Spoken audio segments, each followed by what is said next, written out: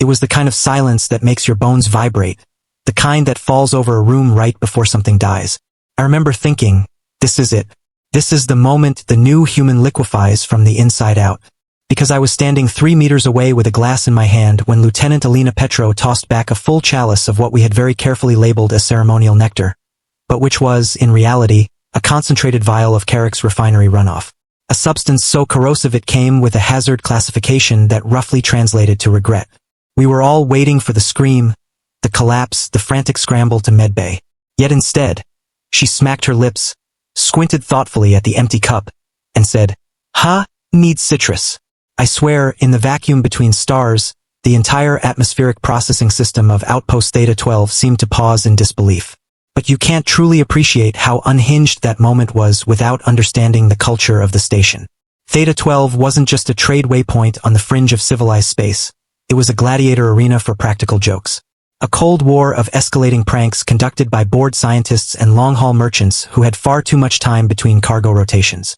At the center of it all was Professor Yilrex Morn, a Velian biochemist whose species evolved with frilled sensory crests capable of detecting hormonal shifts and trace toxins from absurd distances.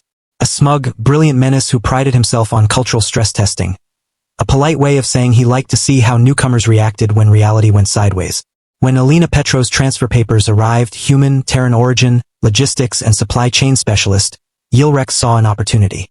Humans were still statistically insignificant on the Galactic toxicity index, somewhere between mild herbivores and decorative fungi. Soft-skinned, no exoskeleton, no venom sacs, no obvious defensive adaptations. Alina looked disarmingly average, with tired eyes, a practical uniform, and the faint smirk of someone who had survived bureaucracy. Perfect target for what Yilrex called a harmless initiation. He assembled his usual chaos committee. Razy, a 4-armed Arthini skilled in mechanical rigging. P, a luminous gas being communicating in rhythmic pulses of color. And Dorum, a bristled-skinned brack whose main contribution to any plan was enthusiasm and sheer mass.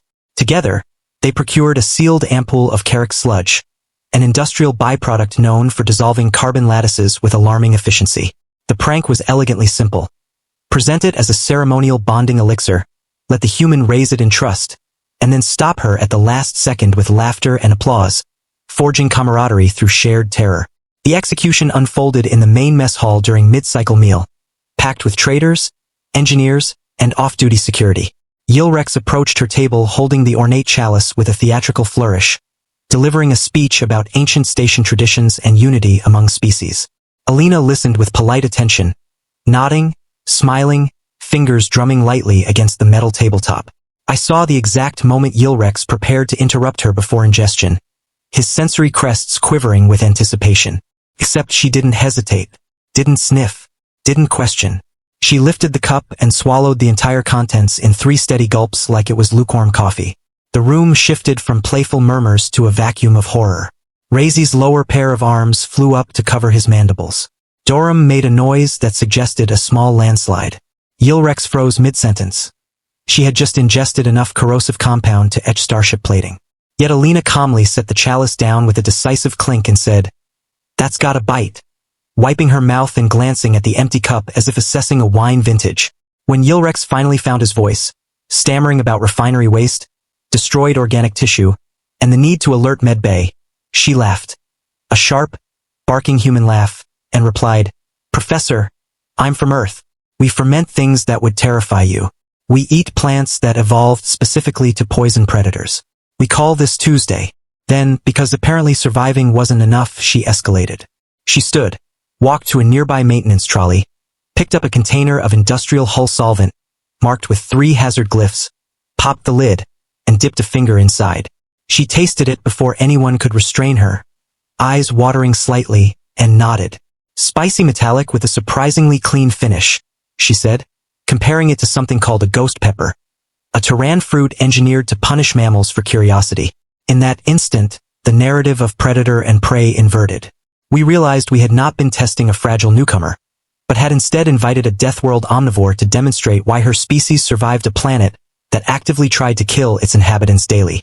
The mess hall doors slid open, and Commander Thale strode in, drawn by the chaos. His gaze took in Yilrex hyperventilating on the floor, the scattered prank committee, and Alina casually examining a bottle of disinfectant like she was reading a menu. When someone blurted out that she had consumed the sludge and was now critiquing cleaning agents, Fact's complexion shifted to what I can only describe as existential dread. Without further clarification, he issued a station-wide decree ending all prank hostilities, explicitly forbidding any experimentation on the human regardless of her apparent resistance to chemical annihilation, citing paperwork as the ultimate deterrent. The crowd dispersed quickly. No one wanted to stand too close to a being who treated corrosives as cocktails. I lingered, compelled by morbid curiosity, and watched as Alina crouched beside Yilrex, lowering her voice just enough that only those nearby could hear. She confessed she had reviewed the cargo manifests that morning, recognized the chemical composition as largely acidic with trace heavy metals, and concluded it was functionally similar to certain Terran condiments, a counterprank designed to test whether Varelian sensory crests would detach under stress. The look on Yilrex's face was a masterclass in humbled arrogance. Later that cycle, I saw her at the station bar asking the bartender if they stalked anything, with a little extra radiation in it, just for warmth. And I realized the galaxy had fundamentally underestimated humanity, not because they were invincible, but because they were adaptable in ways that defied tidy classification. They didn't just endure their hostile world. They metabolized it, normalized it, turned venom into flavor, and adversity into anecdote.